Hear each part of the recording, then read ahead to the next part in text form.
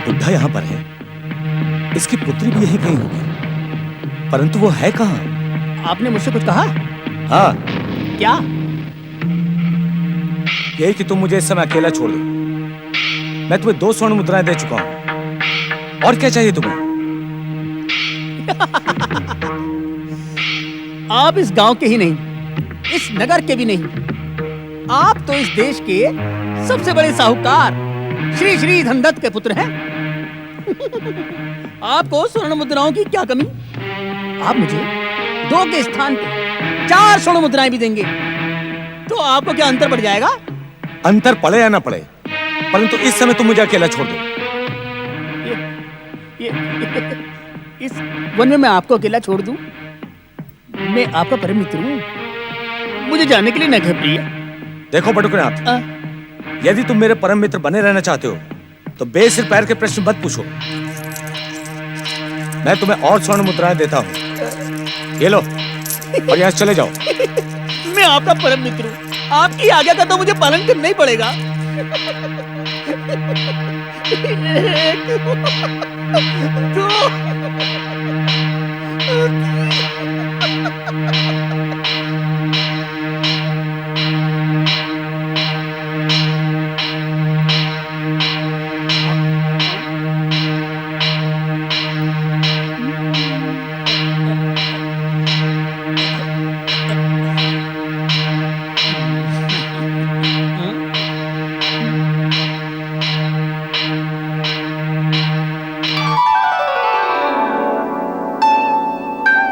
ये लो बापू, पानी।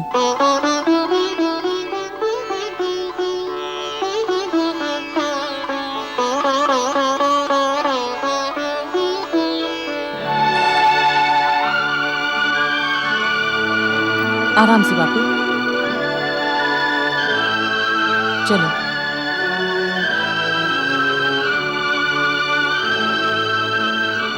चलिए बापू, चलिए, बस अभी थोड़ा ही दूर है।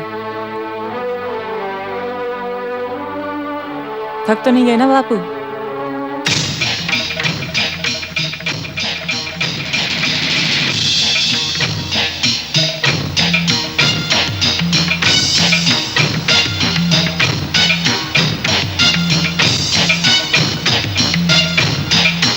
क्या हुआ था बेटी, क्यों रुक गई थी?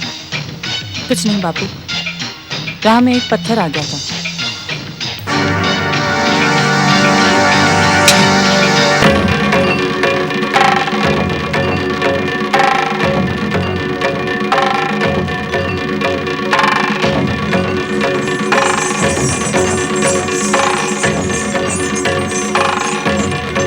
नहीं नंदी महाराज, इस समय गौरीपुत्र के समीप जाना उचित नहीं होगा।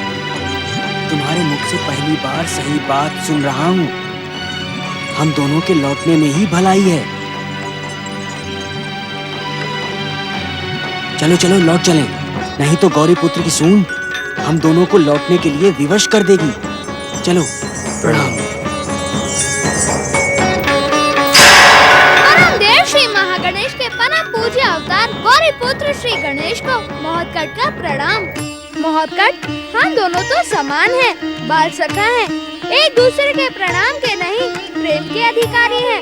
प्रणाम और आशीर्वाद का संबंध हम दोनों के बीच उचित नहीं है। सत्य वचन, हम दोनों के प्रणाम के अधिकारी माता पिता और परम देव श्री महागणेश हैं। परंतु तुम आज किस चिंता में खोए थे तो तुम्हें मेरी चिंता का आभास हो गया। होगा कैसे नहीं, हम दोनों समान जो हैं। महोत्कट, मैं तुम्हारे विषय में ही सोच रहा था। मेरे विषय में? हाँ, हम दोनों यदि साथ रहते तो खेल कूद में मग्न रहते हुए परम देव श्री महागणेश के भक्तों और भक्ति पर चर्चा करते, दुष्ट शक्तियों को भक्ति के मार्ग पर लाने का प्रयास करते। परंतु ना तो तुम अपनी माता अदिति को छोड़ सकते हो और ना ही मैं अपनी माता पार्वती को। ना तो तुम कैलाश में रह सकते हो और ना ही मैं अदिति आश्रम में। हमारे सोचने से क्या होता है गौरीपुत्र, हम तो केवल निमित्त मात्र हैं। परम देव श्री महागणेश की इच्छा शक्ति ही हमें दिशा दिखाती है। सत्य वचन। इसीलिए हम दोनों को दूर रहकर भी परमदेव श्री महागणेश की इच्छा और आज्ञा का पालन करते हुए लोक कल्याण और जनहित का काम करते रहना चाहिए। इसी भावना से प्रेरित होकर हमने शुक्राचार्य आश्रम में कीले धूम्राक्ष, जगन और घनु को भक्ति और सदाचार का वचन लेकर मुक्त कर दिया है। तुम्हें उन दुष्ट असुरों के वचन पर विश्वास नहीं करना चाहिए था मोहक्कड़। विश्वास करने का कारण भक्तराज दयासु की प्रार्थना थी, जो तुम्हारे कहने पर मेरे पास आया था। परंतु तुम चिंता न करो गौरीपुत्र, यदि उन तीनों ने मुझे दिया हुआ अपना वचन भंग किया तो मैं उन्हें सदा सदा के लिए पाताल के अंधकार में धकेल दूंगा। मोहक्कड़, प्रणाम माता पार्वती। क्या तुम अपनी माता से आज्ञा लेकर कैलाश आए हो? नहीं माता। गौरीपुत्र, क्या अभी मेरे मोहक्कड़ अवतार का काम समाप्त नहीं हुआ? मेरा मन कहता है कि अब मुझे परमदेव श्री महागणेश के चरणों में लौट जाना चाहिए। कदापि नहीं। तुम्हें अपनी माता के हृदय को दुखाने का कोई अधिकार नहीं पहुंचता। तुम्हारे अवतार का काम समाप्त हुआ अथवा नहीं, इसका निर्णय परमदेव श्री महागणेश की इच्छा से होगा, गौरीपुत्र की इच्छा से नहीं। तुम्हें तुरंत अदिति आश्रम लौट जाना चाहिए। तुम्हारी माता तुम्हारे लिए चिंतित होंगी। जो आ गया माता। मोहक्कड़, धूम्राक्ष, जगन और घनु का उद्धार किए बिना तुम्हारे अवतार का काम पूरा नहीं होगा।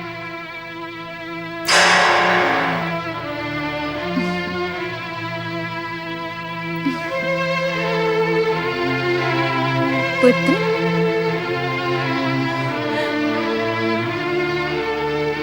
पुत्र, मैं तुम्हें दुखी और निराश नहीं देख सकती। इच्छा होने पर तुम मोहक्कड़ से मिलने अदिति आश्रम जा सकते हो, परंतु मेरी आज्ञा लेकर। तुम धन्य हो माता, धन्य है तुम्हारा प्रेम और धन्य है तुम्हारी भावना। चलो, मैंने तुम्हारे लिए ढेर सारे मोदक बनाकर रखे हैं। माता तुम चलो, मैं तुम्हारे पीछे पीछे पहुंचता हूँ। अधिक समय नहीं लगाना। जब तक तुम नहीं आओगे मैं भी कुछ नहीं खाऊंगी। मैं शीघ्र पहुंच जाऊंगा माता। परमदेव श्री महागणेश की इच्छा से सूर्यदेव को अब तक कैलाश पहुंच जाना चाहिए। कहीं यही सत्य है। मैंने माता और पुत्र के प्रेम में बाधा पहुंचाना उचित नहीं समझा। मैं आपकी ही प्रतीक्षा कर रहा था सूर्यदेव। दृष्टिहीन और निर्धन ब्राह्मण सदाशिव की पुत्री सुलोचना आपकी परम भक्त है। उसी की भक्ति से प्रेरित होकर आप कैलाश पधारे हैं। हाँ मंगल मूर्ति, सुलोचना की भक्ति उस चरम सीमा पर पहुंच चुकी है जहां उसे भक्ति का सुफल मिले, परंतु आप निश्चय नहीं कर पा रहे हैं कि सुलोचना को भक्ति का प्रतिफल किस प्रकार दिया जाए। हाँ गौरीपुत्र, क्योंकि सुलोचना पर कृपा करने का अधिकार परमदेव श्री महागणेश की इच्छा और विधि के विधान से केवल श्री महागणेश के अवतारों को है। इस बात का ज्ञान है मुझे। अब आप चिंतित न हो। परमदेव श्री महागणेश की इच्छा का सम्मान करना हम सबका कर्तव्य है। आपकी भक्त को अपनी भक्त मानकर मैं शीघ्र ही सुलोचना और उसके पिता पर कृपा करूंगा। मंगल मूर्ति, इस समय तो मुझे क्षमा ही करें सूर्यदेव, अन्यथा माता को दिया हुआ वचन मिथ्या हो जाएगा। ना तो मैं माता को दिया हुआ वचन मिथ्या करना चाहता हूँ और न ही सुलोचना के कल्याण के लिए आपको दिया हुआ वचन।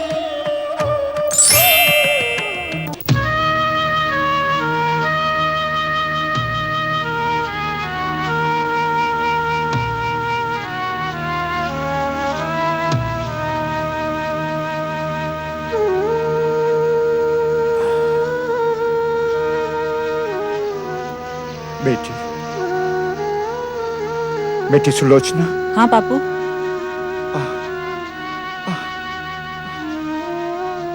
आज तुझे मैं अपने मन की एक बात कहना चाहता हूँ। बेटी, जब तू 8 वर्ष की थी, तेरी माँ का स्वर्गवास हो गया था। तब से आज तक तू अपने इस बूढ़े बाप की सेवा करती आ रही है। तू घर घर भिक्षा मांग कर मेरे भोजन की व्यवस्था करती है, घर का सारा काम काज संभालती है। बेटी, इस जन्म में मैं तेरा ये ऋण कैसे चुका पाऊंगा? नहीं बापू, ऐसी बातें ना किया करो।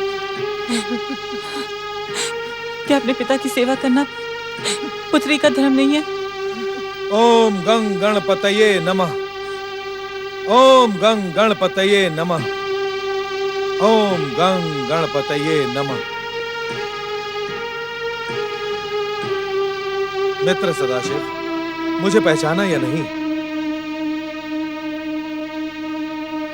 तुम सुलोचना हो ना?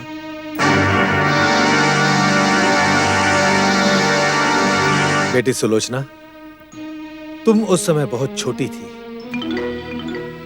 जब हम दोनों मित्रों ने मोह, माया और संसार के प्रपंच को छोड़कर साधु बन जाने का निर्णय लिया था। यह सदाशिव तेरे ही मोह में पड़कर घर गृहस्थी के चक्कर में फंसा रहा, और मैं क्यों सदाशिव, क्या तुम मुझे पहचान कर भी पहचानना नहीं चाहते? मैं तुम्हारे बचपन का मित्र भगीरथ हूं। मेरा मित्र भगीरथ, भगीरथ, भगीरथ।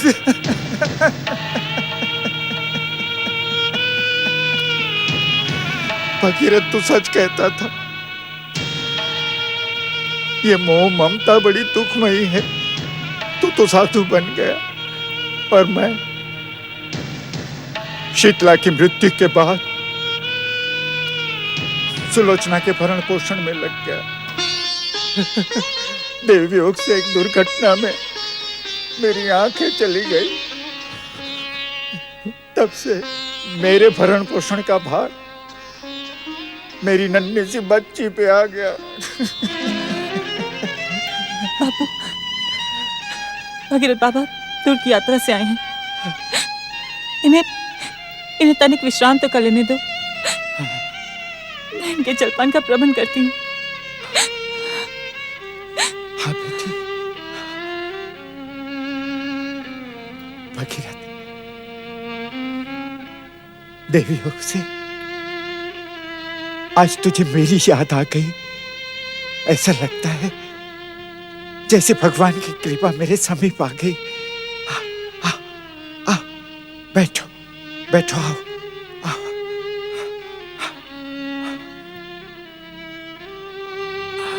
बैठो। मित्र भगीरथ, बहुत अच्छा हुआ तुम आ गए। भगीरथ बाबा, इस समय और कुछ नहीं है। संध्या होने पर मैं गांव जाकर कुछ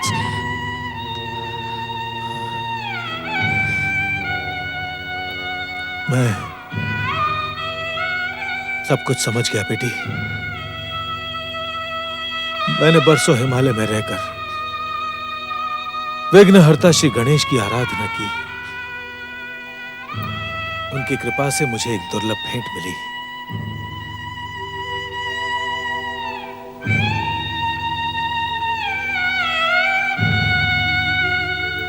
ये चिंतामणि श्री गणेश की मूर्ति है बेटी।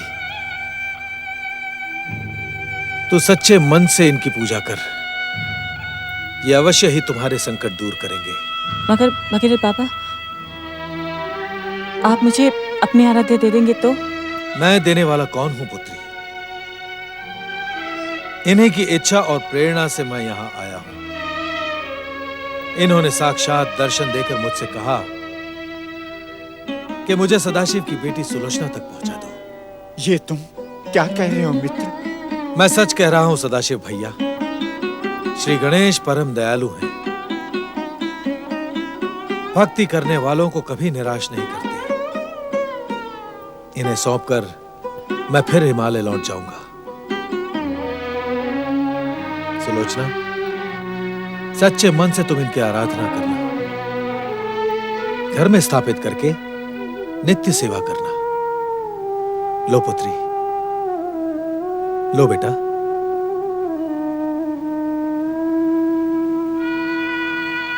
ओम गंग गणपते नमः।